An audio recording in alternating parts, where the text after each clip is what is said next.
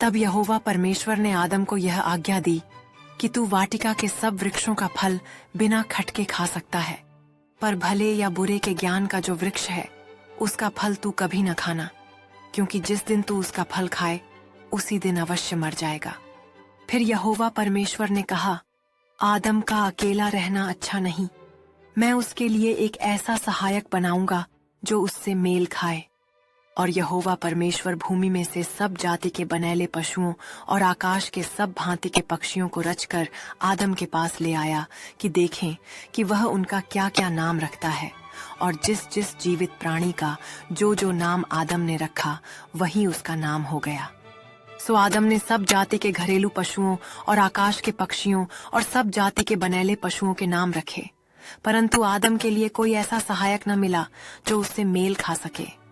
तब यहोवा परमेश्वर ने आदम को भारी नींद में डाल दिया, और जब वह सो गया तब उसने उसकी एक पसली निकालकर उसकी संती मांस भर दिया।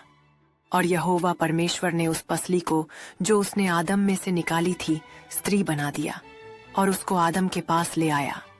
और आदम ने कहा, अब यह मेरी हड्डियों में की हड्डी और मेरे मांस में का मांस है, सो इसका नाम नारी होगा, क्योंकि यह नर में से निकाली गई है।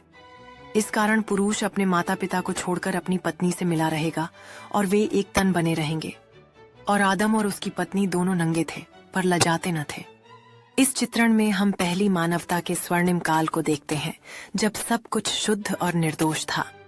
यह बाग अद्भुत जीवन और प्रेम से भरा हुआ था, जहां आदम और हव्वा ने एक नया आरंभ किया। लेकिन इस स्वर्गीय जीवन में एक चुनौती थी जो उन्हें अपने निर्णयों पर विचार करने पर मजबूर करती थी।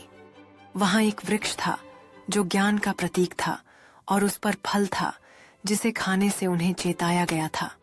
सर्प ने हवा को कहा, क्या सच में तुमने कहा कि तुम बाग के किसी भी वृक्ष का फल नहीं खा सकते हो?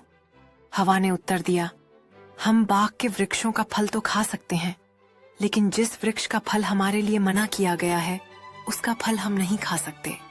सर्प ने कहा, नहीं, तुम अवश्य न मरोगे, परंतु भगवान जानता है कि जिस दिन तुम उसका फल खाओगे तुम्हारी आंखें खुल जाएंगी और तुम स्वयं परमेश्वर की तरह हो जाओगे। ऐसे में हवा ने उस फल को लिया और खाया, और उसने अपने पति आदम को भी दिया और उसने भी खाया।